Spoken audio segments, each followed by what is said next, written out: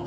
영적 공동체는 어떤 공동체냐? 서로 동력하는 공동체를 말하고 있는데, 에스라가 율법책을 낭독하기 위해서 특별히 지은 나무 강단에 섰다라고 얘기를 하고 있습니다. 그의 좌우에 13사람이 함께 섰다라고 이제 13명이 쭉 나옵니다. 이 사람들은 어떤 사람일까요? 전통적으로 주석학자들의 의견을 모아 놓으면 에스라와 같은 제사장이었을 가능성이 높다라고 얘기합니다. 그리고 에스라가 율법을 전했을 때 또 율법을 가르칠 수 있을 만한 역량이 있는 사람들이 옆에 서서 함께 율법을 들었다라는 것들을 알 수 있죠. 이 모습을 통해서 알 수 있는 게 뭐냐고 하면, 하나님의 일은 한 사람을 통해서 일을 하시는 것이 아니라 함께 동력해서 하는 게 너무너무 중요하다는 것들을 우리가 오늘 이 본문을 통해서 잘 알 수 있습니다. 반드시 영적인 성장을 하기 위해서는 사역자들 간에 이제 협력이 필요한데, 이 말씀을 조금 살펴보면 첫 번째 초대교회 때 폭발적으로 이제 부흥이 일어났습니다. 오순절 성령 강림 이후로 부흥이 일어났는데, 그때 두드러졌던 인물이 나옵니다. 누구냐면 베드로가 나와요. 베드로가 설교를 너무 잘해가지고 사도행전 2장에 보면 그가 복음을 전했을 때 3,000명이 회개했다고 합니다. 4장에 넘어가 보면 믿는 남자의 수가 5,000명이 되었다는 거예요. 베드로가 그렇게 설교 사역을 잘해도 그가 혼자서 사역한 건 아니라는 겁니다. 자, 베드로가 11사도와 함께 했다라는 거예요. 함께. 혼자서 하는 것이 아니라 함께 했다라고 우리가 말씀을 볼 수 있습니다. 또 하나, 예루살렘 교회가 부흥하다 보니까 성도들이 많다 보니까 구제 사역이 너무너무 많아진 거예요. 자, 그러다 보니까 사도들이 복음을 전해야 되는데 사람들을 도와주고 구제하다 보니까 본인 사역을 전혀 못하게 된 겁니다. 그래서 뭡니까? 집사를 세우게 되죠. 7 집사를 세우는데 그 집사 또한 뭡니까? 말씀을 전하는 사도들과 협력했다라는 거예요. 동력했다라는 거예요. 서로 동떨어지게 사역했다라고 하면 시너지가 없을 건데, 동시에 협력하면서 사역하다 보니까 뭡니까? 초대교회가 점점 부흥했다라는 것들을 우리가 말씀 사도행 통해서 잘 알 수 있습니다. 또 하나, 안디옥 교회의 부흥의 성장도 원인이 뭐냐고 하면 바울과 바나바가 서로 협력한 결과였기 때문에 부흥했다라는 것들을 잘 알 수 있죠. 네 번째, 삼위일체 하나님. 제가 어저께 우리 학습 교육하면서도 말씀드렸는데 아마 기억하시는 분도 계실 거예요. 보통 삼위일체는 성부, 성자, 성령 하나님이 하나라는 겁니다. 그래서 보편적으로 구약에는 어떤 하나님이 사역을 메인이셨습니까? 성부 하나님이었죠. 신약에 와서는요, 성자 예수님의 십자가 사건 이후로 부활하시고 나서 누굽니까? 성령 하나님이 메인이 되어서 지금 우리와 함께 하시는 분은 누굽니까?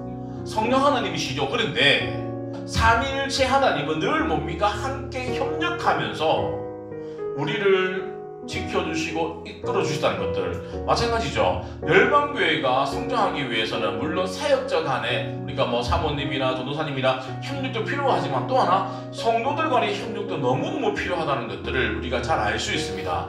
물론 교회가 처음 개척했을 때는 사모랑 저희 둘이서 다 했어요. 청소도 뭐든 다 했는데 지금 뭡니까? 하진 않습니다. 이제는 각자에게 사역이 나눠져 있습니다. 그러니까 결국에는 교회 공동체가 세워져 가기 위해서는 동력하는 것이 너무너무 중요하다는 겁니다. 자, 보세요. 사람이 건강해야 되는데 어떤 사람이 건강합니까? 온몸이 다 건강한 사람이 건강하죠. 눈만 좋고 팔다리가 아프면 어떻게 됩니까? 건강하다고 안 합니다. 그래서 함께 유기적으로 하나가 되어졌을 때 우리가 건강하다라고 할 수 있죠. 자, 우리가 한 몸에 많은 지체를 가졌으나 모든 지체가 같은 기능을 가진 것이 아니다. 하나님에게 각기 다른 달란트를 주신 것들은 이 사람은 잘 못하는구나가 아니라 저 사람이 잘 못하는 부분을 내가 하면 되겠네, 내가 잘 못하는 부분을 이 사람이 하면 되겠네. 그래서 뭡니까? 하나님의 몸된 교회가 유기적으로 잘 돌아갈 수 있도록 각기 달란트를 주셨다는 것들을 우리가 잘 알 수 있습니다. 자, 그러면 하나님의 일을 하면서 나 혼자만 할 수 있다는 교만한 생각을 가져서는 안 된다는 거예요. 자, 그러면 우리가 서로 협력을 했다라고 하면 그 다음에 어떤 일을 해야 되냐? 사람을 세워야 됩니다. 자, 연결되어졌다라고 하면 분량대로 역사에 그 몸을 성장시키는 거예요. 한 사람이 자기 몫을 할 수 있도록 세워져 나가는 겁니다. 예를 들어서 처음에는 이제 학생부 예배를 사모님이 계속 이제 인도를 하다가, 그 다음에 이제 장제사님 하다가, 그 다음에 신재 선생님이 같이 하죠. 그리고 올해는 은빛이하고 지민이가 또 합류가 되어주잖아요. 자, 뭐냐고 하면 하나님의 일은 자꾸 협력을 하는데 사람을 세워져 나가는 게 너무너무 필요하다라는 거예요. 그리고 제일 중요한 게 뭐냐고 하면 우리 열방교회가 지금보다 더 성장할 것들을 함께 꿈꾸셔야 됩니다.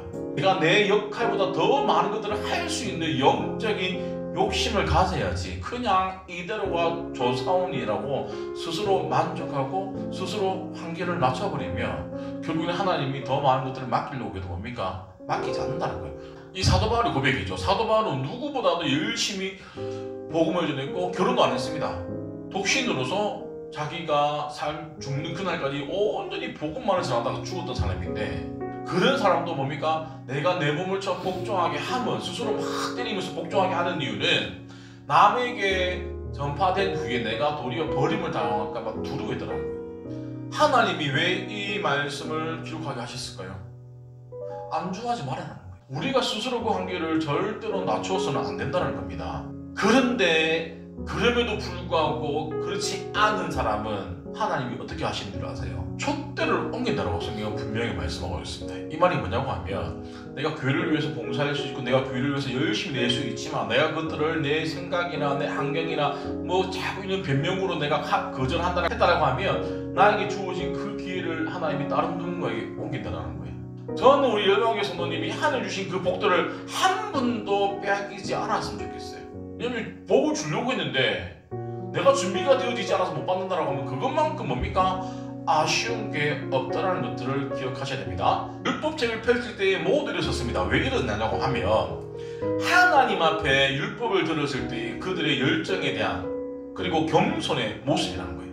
또 하나, 말씀만 하시면 내가 순종하겠다라는 의지가 담겨있다는 겁니다. 사무엘이 아마 말씀 앞서서 주의 종이 듣겠나이다, 아마 이 느낌이 아마 에스라가 말씀 전했을 때 우리가 하나님 말씀을 듣기 위해서 우리가 서서 말씀을 들었을 거라고 말씀을 유추해 볼 수 있죠.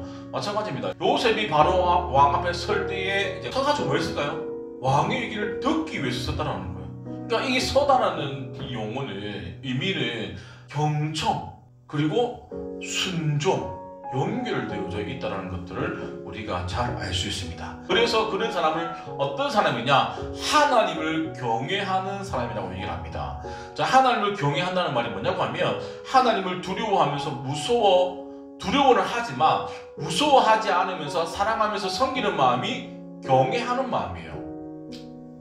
자, 여기서 두려움과 무서움은 다른 말인데, 두려움이 뭐냐고 하면 경외감에 연결되는 감정이에요. 이 감정은 단순히 공포스러운 마음이 아니라 경외하는 마음, 존중하는 마음, 순종하는 마음이 포함되어져 있는 거예요. 하나님을 경외하는 것, 이 두려워하는 것, 이것이 뭔가 지식의 근본이라는 겁니다. 또 볼까요? 두려워하지 말라는 거예요. 왜냐하면 하나님이 일단 무서운 분이시니까. 근데 우리가 공포에 대해서는 아니라는 거예요. 근데 무서움은 뭡니까? 내가 외부로부터 감정적으로 불안하거나 위협을 받았을 때 느끼지는 육체적인 공포죠. 하나님 우리를 공포감으로 말씀하시지 않습니다. 우리가 잘못했을 때는 분명히 하나님이 어떤 방법이든 우리가 하나님과 가까이 갈 수 있도록 어떤 물리적인 방법을 취하실 거예요. 근데 우리는 예배드릴 때 너무 편하게 그냥 습관적으로 형식적으로 앉아서 편하게 예배드리고 가지는 않는지, 우리 가운데 하나님을 경외하는 마음이 얼마만큼 있는지 한번 보셔야 됩니다. 그래서 이제 예수님을 믿고 나서는 더 이상 내가 내 인생의 주인이 되어지는 것이 아니라 예수 그리스도가 내 인생의 주인이 되어진다는 것들을 고백하시는 거예요. 이제는 예수님을 믿으면 내가 주인이 아니라 예수 그리스도가 주인이 되어지기 때문에 주인의 뜻에 따라서 행동하는 것이마다 그리스도인이라는 겁니다. 그런 사람이 하나님을 경외하는 사람이라는 거죠. 자, 그러면 우리가 말로는 그리스도인이고 하나님을 경외하는 사람이라고 할 수 있지만 딱 확인할 수 있는 방법이 뭐냐고 하면 선택을 보시면 됩니다. 여러 번 제가 말씀드렸어요. 우리가 아무리 예수님을 잘 믿는다고 고백을 한들 입에 바른 거짓말 하더라도 어떤 선택을 하느냐 보면 정확하게 알 수 있습니다. 우리가 선택을 할 때는 내 생각이나 내가 하고 싶은 내 마음의 결정이 되어졌을 때 선택을 하죠. 마찬가지예요. 내가 선택은 내 마음대로 하면서 하나님이 내 인생의 주인이라고 고백하는 건 뭡니까? 거짓말이라는 것들을 스스로가 알 수 있습니다. 내가 어떤 선택을 하기 전에 주인이 원하는 선택을 해야 되잖아요. 근데 주인에 관계없이 내가 선택을 한다는 것들은 여전히 내가 주인이다. 그래서 경외심을 가지는 성도는 어떠한 상황이나 형편에 관계없이 하나님이 말씀하시는 대로 뭡니까? 순종하는 사람입니다. 자, 이때가 언제냐 보면 에스라가 율법을 낭독하기 전입니다. 낭독하기 전에 먼저 뭐했냐고 하면 위대하신 하나님 여호와를 송축했다라는 거예요. 이 송축이 뭐냐고 하면 하나님 앞에서 몸과 마음을 바쳐서 찬송하는 거예요. 예배하는 겁니다. 자, 그리고 나서 아멘 하죠. 자, 아멘이 뭐냐고 하면 그렇게 이루어질 줄 믿습니다라는 거예요. 또 하나 찬양이 뭐냐고 하면 하나님이 우리 가운데 행하신 일, 뭡니까? 우리를 구원해 주시고 인도해 주시고 지켜주시고 채워주시고 우리를 붙들어 주심에 대해서 뭡니까? 감사하는 게 찬양이고, 경배는 하나님 자체만으로 우리가 예배를 드리는 거예요. 에스라가 율법을 지나기 전에 백성들은 뭡니까? 말씀 듣기 전에 하나님을 예배하고 찬양하고 경배했던 것들은 말씀이 듣는 것과 뭐다? 같기 때문에 하나님을 높여드리고 말씀을 들었다는 것들을 우리가 잘 알 수 있죠. 근데 성경은 돈으로 살 수 없는 가치를 가지고 있다는 것들을 우리가 기억하셔야 됩니다. 왜냐하면 우리를 믿음이 생기게 하고 구원으로 인도하기 때문입니다. 믿으십니까? 사람 목숨을 돈으로 주고 산다라고 하면 얼마 정도 주고 살 수 있을까요? 물론 내 경제적인 소득이 다 다르겠지만 내가 내 경제적인 소득이 안 된데도 불구하고 내가 이 목숨을 살 수만 있다라고 하면 빌스를 내서라도 사지 않을까요? 안 그렇습니까? 이 또 대상이 다 달라지겠죠.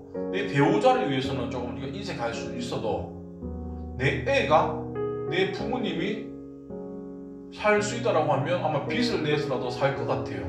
자, 근데 보세요. 우리의 영혼관이 살 수 있는 길을 제시해 준 책이 바이블인데, 성경인데, 우리는 이 성경의 가치를 너무나도 등한시하고 있다는 거예요.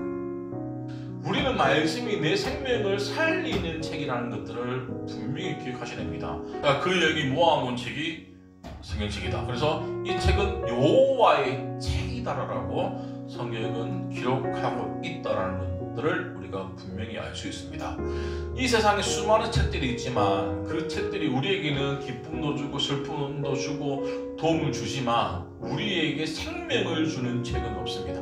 영혼을 인도하는 책은 성경밖에 없다는 것들을 기억하셔야 됩니다. 그래서 독일의 철학자 칸트가 어떤 얘기를 했냐고 하면 우리에게 성경이 있다는 것은 인류가 소유한 최대의 축복이며 이를 업신여기는 것은 죄악이 된다라고 칸트가 얘기를 했다는 거예요. 근데 우리는 말씀이 우리를 인도해 준다는 걸 알기 때문에 말씀은 뭐 해야 됩니까? 우리가 아껴야 되는 거예요. 성경을 아끼는 사람, 소중히 여기는 사람은 어떻게 한다? 읽고 듣고 지키는 사람임을 우리가 알 수 있습니다. 사람은 누구나가 복을 받고 싶어 합니다. 맞죠? 복 받는 방법이 어떻게 하면 복을 받을까요? 말씀을 읽고 듣고 지킬 때에 하나님 우리 가운데 복을 주신다라고 약속해 주심을 믿으시기 바랍니다.